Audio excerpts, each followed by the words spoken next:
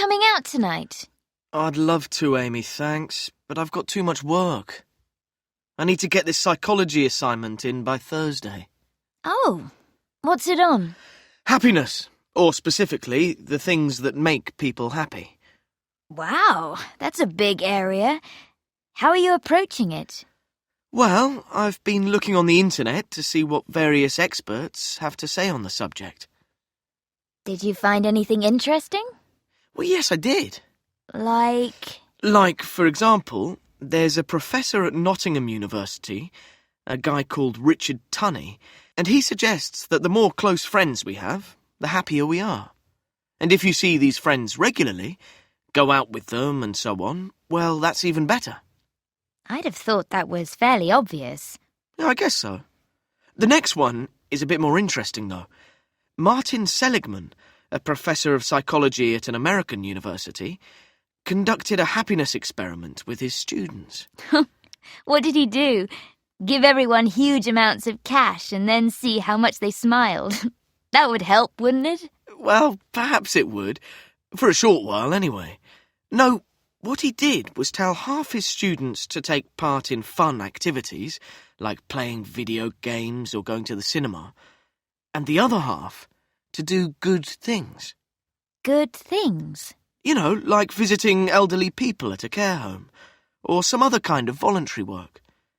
And it was those students who reported a more lasting feeling of happiness. That's interesting. Then there's George Vaillant, a psychiatrist and professor at Harvard Medical School. He's spent the past 60 years studying people.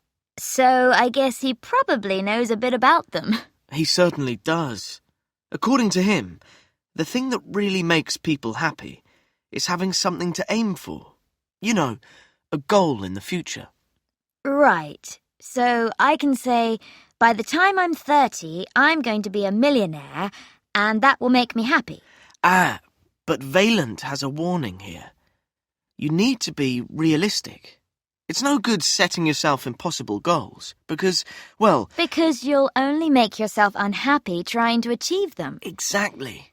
So does anyone mention anything that people normally assume brings happiness?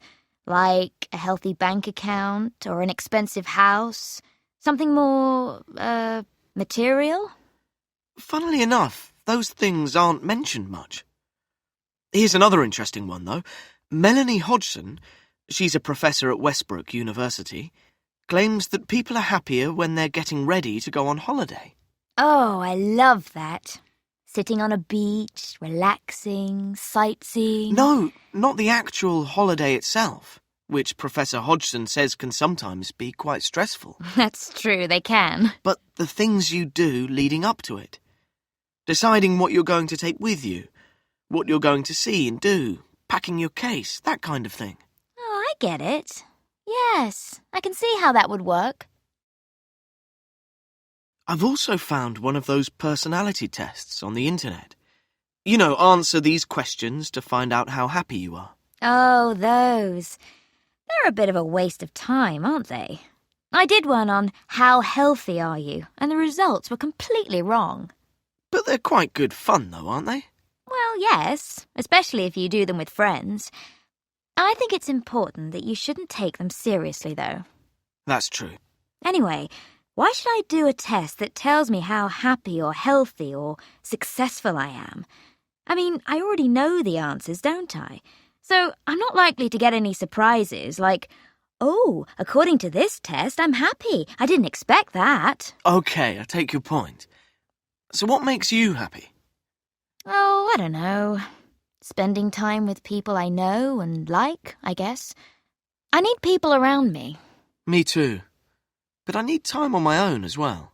That doesn't really bother me. I grew up in a big family, so I'm used to someone always being in the room. If I wanted to be alone, to get away from people, I had to go out for a walk or something. I still do that occasionally. In fact, that's one thing that makes me happy. A long walk in the countryside.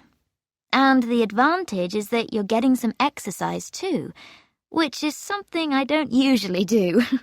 But you go running, don't you? Sometimes. but only because I feel I have to. Anyway, back to your assignment. You've got all the information you need. Not quite.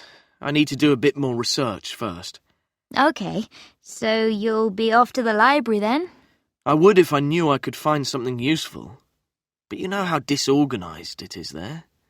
It's impossible to find what you want, especially when it comes to psychology books. Oh, I know.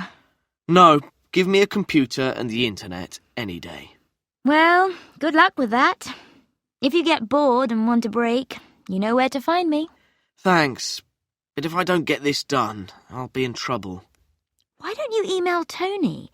He did a similar assignment last year, so he might have a few suggestions. That's a good idea. Have you got his email address? Sure. Give me a moment while I look it up. Thanks.